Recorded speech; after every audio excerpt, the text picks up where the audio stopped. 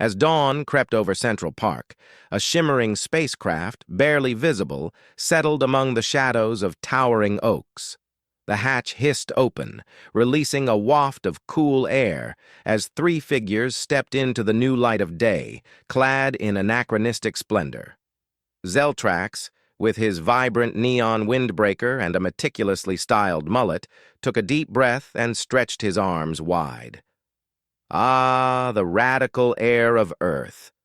Just like I imagined from Miami Vice, he exclaimed, his voice brimming with excitement. Beside him, Griib adjusted his oversized glasses and frowned slightly at their surroundings. "Commander, are we sure this attire is appropriate?" "It seems." "A bit dated," he whispered, tugging at his leg warmers. Tara, the youngest of the trio, spun around, her eyes sparkling with curiosity. "Oh, lighten up, Griib. Look at all this. It's like stepping into a time machine." She laughed, snapping pictures with her vintage camera, capturing the morning joggers who darted curious glances at their outlandish outfits. Unfazed by the attention, Zeltrax led the way, his steps confident and peppy. As they approached a well-trodden path, a jogger in sleek, modern sportswear slowed down, eyeing Zeltrax's attire. "Nice outfit, dude." "Retro day?" he asked, a smirk playing on his lips. "Totally radical, right?" Zeltrax replied with a grin, believing he had made a cultural connection. The jogger chuckled, shook his head, and continued on, leaving the aliens slightly puzzled but undeterred. As they made their way towards the bustling heart of the city, the crisp morning air filled with the sounds of waking New York. Zeltrax's enthusiasm was infectious, and even Griib couldn't help but feel a twinge of excitement. Tara's laughter echoed through the park as they disappeared into the urban jungle, ready to embrace whatever adventures awaited them in this strange new decade they had misjudged by 30 years. The gleaming skyscrapers of Times Square loomed ahead, their digital billboards casting a kaleidoscope of colors that bathed the streets below. As Zeltrax, Griib, and Tara navigated through the bustling crowds, Zeltrax paused to soak in the sights, his face alight with wonder. "Behold, comrades, the epicenter of Earth culture," he announced loudly, drawing a few amused glances from passers-by. Griib, ever the skeptic, squinted at the screens displaying ads for gadgets and fashion far beyond anything in their prep material. "Zeltrax, these visuals. They're not from our briefings," he muttered, his voice tinged with anxiety. Tara, skipping slightly ahead, stopped at a vendor selling street food, her nose twitching at the unfamiliar but enticing smells. "What's this delightful concoction?" she asked the vendor, pointing at a tray of steaming hot dogs. "That's a classic New York dog, honey." "Want to try one?" the vendor replied with a grin, offering her one. With a gleeful nod, Tara accepted, while Zeltrax, not to be outdone, sauntered up, throwing an arm around the confused vendor. "Hit me with a hot dog, my dude! Make it totally tubular!" The vendor, chuckling, handed over another hot dog. "You got it, retro man." Tara savored her first bite, her eyes widening in surprise and delight. Meanwhile, Zeltrax attempted to pay with a crumpled piece of Monopoly money, which the vendor waved away with a laugh. "It's on the house. Just promise me you'll come back in your next time machine, all right?" Thanking the vendor, they continued their exploration, the towering electronic billboards overhead showcasing a world at the peak of technological advancement, a stark contrast to the static-filled TV screens they had studied. Tara, her spirits undampened by their fashion faux pas, pulled out her camera again, capturing every neon-lit detail. As they reached the heart of Times Square, Griib's apprehensions grew. "Commander, perhaps we should update our attire." "We're not blending in as expected," he whispered, noticing more pointing fingers and snickers from the crowd. Zeltrax, ever the optimist, clapped him on the back. "Nonsense, Griib. We're pioneers, not followers. Let them gaze, let them marvel at our bold choices." At that moment, a group of teenagers dressed in minimalist urban fashion approached them, curiosity sparking in their eyes. "Hey, are you guys like part of a movie or something?" "'Cause those outfits are straight out of a classic," one of them asked, her voice a mix of amusement and genuine interest. Tara beamed, stepping forward. "We're here to experience the vibrancy of Earth's culture firsthand. Tell us, what year do these styles come from?" The teenagers exchanged glances, their initial amusement turning into intrigued smiles. "Those are like super vintage, probably 1980s. You're about 4 decades late, but it's cool." Realization dawned slowly on Zeltrax and Griib, but Tara laughed, her laughter mingling with the city's vibrant hum. "Then there's much for us to learn," she declared, her voice full of excitement for the lessons the bustling, unpredictable Earth had yet to teach. In the heart of New York, nestled between towering skyscrapers and flashing digital ads, lay a quaint cafe that promised a respite from the relentless pace of city life. Zeltrax, Griib, and Tara pushed through its doors, the chime announcing their arrival. Inside, the aroma of fresh coffee and pastries filled the air, mingling with the soft notes of a jazz playlist. "Ah, what a quaint establishment!" Zeltrax exclaimed, pulling off his sunglasses with a flourish. "This must be where the Earthlings fuel their endless energy." He approached the counter with the confidence of someone who had done this 1,000 times, albeit in simulations. The barista, a young woman with a sharp pixie cut and an array of tattoos, eyed their attire with a mixture of curiosity and amusement. "Can I help you?" she asked, her lips twitching into a smile. "Yes, my good lady," Zeltrax began, leaning on the counter. "We would like to sample your most radical cola." His voice carried across the cafe, drawing chuckles from nearby customers. We have soda, regular or diet?" the barista replied, her brow arching slightly. "Regular, and make it stellar," Zeltrax declared. Tara, meanwhile, was distracted by the display of pastries, her eyes wide with wonder at the array of choices. Griib, always cautious, scanned the room for any signs of trouble or too much attention. Satisfied, he joined Zeltrax at the counter, just as Tara attempted to pay with a brightly colored bill from a Monopoly game. "This should cover it, yes?" she asked, presenting the bill with a hopeful smile. The barista, now openly grinning, took the bill and examined it. "This is Monopoly money. It's not real currency, but you know what? This round's on me. You guys made my day." "Thank you, Earth Ally," Zeltrax boomed, raising his soda in a salute, which caused a few patrons to raise their drinks in response, chuckling at his theatrics. With beverages and pastries in hand, the trio snagged a corner table. Tara, still puzzled by the money mishap, whispered, "I thought I had studied their monetary system thoroughly." "It appears Earth has more to teach us than we realized," Griib muttered, taking a cautious sip of his soda, which fizzed unexpectedly up his nose, causing him to sputter. Laughter erupted around them, not mocking, but warm and inclusive. A nearby customer, a middle-aged man with a gentle smile, leaned over. "First time with soda?" he inquired. "Indeed," Griib admitted, wiping his nose with a napkin. "It's quite invigorating." "The first time's always a surprise," the man said, nodding sagely. "You'll get used to it." Deciding to embrace this unexpected camaraderie, Zeltrax suggested, "Tell us, what else should we experience here? We seek only the most authentic Earth experiences." The man chuckled, leaning back. "Well, you're in the right city for it. If you want authentic, you've got to try a New York bagel. And if you're up for a bit of a walk, there's a little place not far from here. Best bagels in the city." Armed with new information and finishing their snacks, they thanked the man and left the cafe, energized by their interactions. As they walked, they stumbled upon a small record store, its windows plastered with posters of current pop icons and classic rock legends. "Ah, a music emporium," Zeltrax enthused, pushing open the door to a wave of sound, a mix of the latest hits and timeless tracks. Inside, Zeltrax approached the counter, where a young man with headphones around his neck paused his music. "Can I help you find anything?" "Indeed," Zeltrax said, "we seek your finest Michael Jackson or Madonna vinyl, something truly iconic." The clerk's eyebrows shot up, but then he smiled, a glint of understanding in his eyes. "Right this way," he said, leading them to a section marked Classics. These might not be the latest, but they're definitely iconic. As Tara flipped through the records, her finger paused on a brightly colored album cover.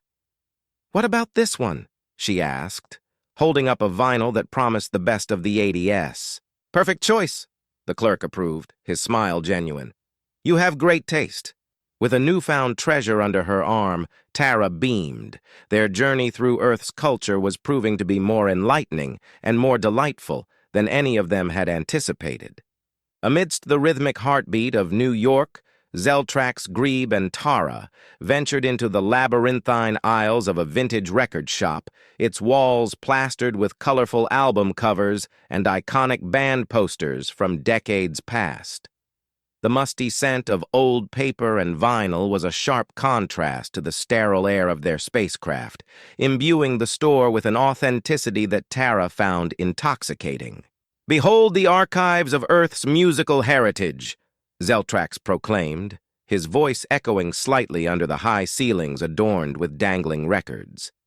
He eagerly approached the counter, where a bored-looking clerk was thumbing through a music magazine. "Good day, esteemed keeper of melodies," Zeltrax greeted with a flourish that earned a raised eyebrow from the clerk. "We seek your most splendid Michael Jackson and Madonna records, the quintessence of Earth's sonic culture." The clerk set down his magazine, a flicker of amusement crossing his features. "Right on. Those legends? Got a whole section for 'em." He pointed them toward a corner of the store where rows of vinyl gleamed under the soft glow of track lighting. As they navigated their way, Tara paused, her attention snagged by a bin labeled 80s pop hits she rifled through, pulling out a record with a gaudy neon cover that screamed of times long past. "Look, Zeltrax. This one is called Electric Boogaloo Sounds. Electrifying, yes?" Zeltrax chuckled, clapping his hands in delight. "Perfect. It shall be our soundtrack as we explore this vibrant planet." Meanwhile, Griib lingered at the entrance, his gaze fixed on a small group of teenagers thumbing through a rack of T-shirts featuring modern pop icons. Their effortless interactions, their laughter peppered with slang he couldn't quite follow, painted a vivid picture of the cultural current they had plunged into, a current far swifter and more intricate than their outdated briefings had suggested. Curious, he approached the group, his voice hesitant. "Excuse me, young Earthlings. May I inquire about these icons?" He gestured to the shirts. A girl with vibrant pink hair and a piercing gaze turned to him. "You mean like why they're famous? This one's Billie Eilish, totally iconic. Her music's like deep, you know?" Griib nodded, though her explanation skimmed the surface of his understanding. "And she represents the spirit of your generation?" "Totally," another teen chimed in, pulling out his phone to show Griib a music video. "She's all about being real and different, like embracing your weirdness, you know?" "Embracing your weirdness," Griib repeated, the phrase resonating with him more than he expected. He thanked the teenagers who waved him off with friendly smiles and rejoined his companions by the checkout. Zeltrax was already at the counter, animatedly discussing the nuances of 80s music with the clerk, who seemed warmed by his enthusiasm. "So, Michael Jackson, huh? You do know he's considered the king of pop?" "King indeed," Zeltrax agreed heartily. "We shall honor him by learning all we can from his artistry." As they paid for their selections, Tara's phone buzzed with notifications. Her earlier foray into social media had not gone unnoticed. She glanced at the screen, eyes widening at the flurry of likes and comments. "Look at this, Zeltrax," she said, showing him the screen. "We are. What is the term? Trending?" Zeltrax peered at the device, his expression a mix of pride and bewilderment. "We have indeed become a part of Earth's digital tapestry. This journey is yielding more connections than we ever anticipated." With their new vinyl treasures tucked under their arms, they stepped out of the record shop, each beat of their hearts in tune with the pulsating life of the city. The sky was dimming, the city lights flickering to life, and in that twilight moment, the trio felt an exhilarating sense of belonging. Far from their galaxy, here on Earth, they had unexpectedly found a rhythm that resonated with their own. With a newfound swagger in their step, Zeltrax, Griib, and Terra entered a bustling electronics store, their eyes wide at the array of gadgets that seemed light years ahead of anything they'd seen. The walls were lined with sleek devices, each screen streaming vibrant images and videos with stunning clarity. "Behold, the marvels of Earth technology!" Zeltrax exclaimed, approaching a wall of smartphones. He lifted one, trying to mimic the casual expertise of a teenager they had observed outside. However, his attempt to swipe the screen with his elbow only led to a series of error messages popping up, much to the amusement of a group of onlookers. Griib, always concerned with maintaining decorum, quickly intervened. Perhaps Zeltrax a more traditional approach might be effective, he suggested, gently taking the device to demonstrate a proper swipe with his fingertip. Meanwhile, Terra, ever the curious spirit, wandered towards a display featuring the latest model of smartwatches. Her fingers hovered over a watch, and with a tentative touch, she activated its voice command. "How might one use this to tell time?" she inquired, speaking to the device as if it were a sentient being. The watch chirped back with the current time, causing Terra to jump back in surprise. "It speaks!" she gasped, her delight drawing the attention of a store clerk who was passing by. The clerk, a young woman with a tech badge, approached with a smile. "It does more than just tell time," she explained. "You can also send messages, track your health, and even play music on it. Want to give it a try?" Terra nodded eagerly, and with some guidance, she sent her first voice-activated text message, which accidentally went to the store's display screen. Her message, "Hello from a visitor of far-off realms," appeared in large, bold letters, causing a ripple of laughter among the customers. Zeltrax, not wanting to be outdone by Tara's adventures in communication, turned his attention to a virtual reality headset. Placing it over his eyes, he was instantly transported to a digital world of Earth's natural wonders. Incredible. "I am standing atop what is called Mount Everest," he exclaimed, virtually scaling the heights of the famous mountain. Griib, meanwhile, had managed to engage with a tablet's drawing app, sketching rudimentary images of their spacecraft, which intrigued a couple of nearby children. "Did you draw your spaceship?" one child asked, eyes wide with wonder. "Yes, young Earthling," Griib replied, his tone warm. "It's quite a journey from our home to yours." As they regrouped to leave the store, Terra with a new smartwatch on her wrist, Zeltrax still discussing the possibilities of virtual reality with the intrigued clerk, and Griib clutching a printout of his digital artwork, it was clear their visit had turned into an unexpected exchange of knowledge. Not only had they learned about Earth technology, but they had also shared a glimpse of their world, bridging galaxies in a small electronics shop in New York. As Zeltrax, Griib, and Tara strolled through the eclectic streets of Soho, their vibrant and unconventional attire from the 1980s continued to capture the attention of New York's trendy populace. Their blend of retro and alien nuances, though unintended, had begun to set a peculiar new trend. Passing a popular boutique with large expressive windows showcasing contemporary fashion, they caught the eye of Marissa, a local fashion blogger known for her keen eye for emerging trends. Intrigued by their bold colors and unique accessories, which contrasted sharply with the minimalist trends of the season, she approached them with her camera ready. "Excuse me," Marissa called out. "I love your outfits.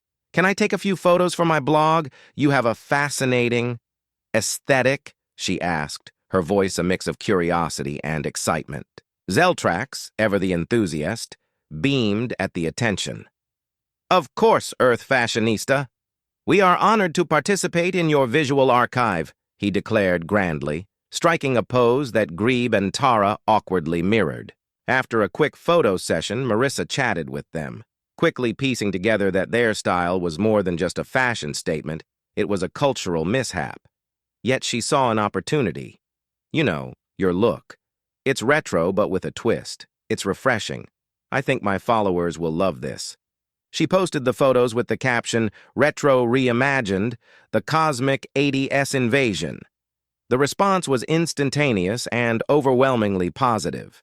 New Yorkers, always on the lookout for the next big thing, began embracing the alien retro vibe, integrating neon colors and bold patterns into their wardrobes.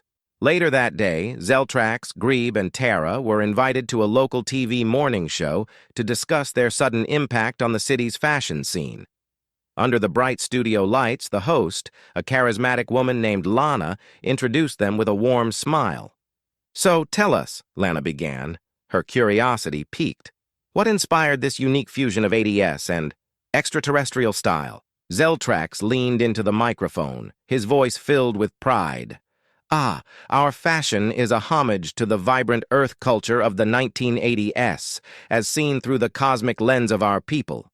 It appears your planet finds it as stellar as we do." The audience laughed and applauded, charmed by his earnestness and the trio's naivete.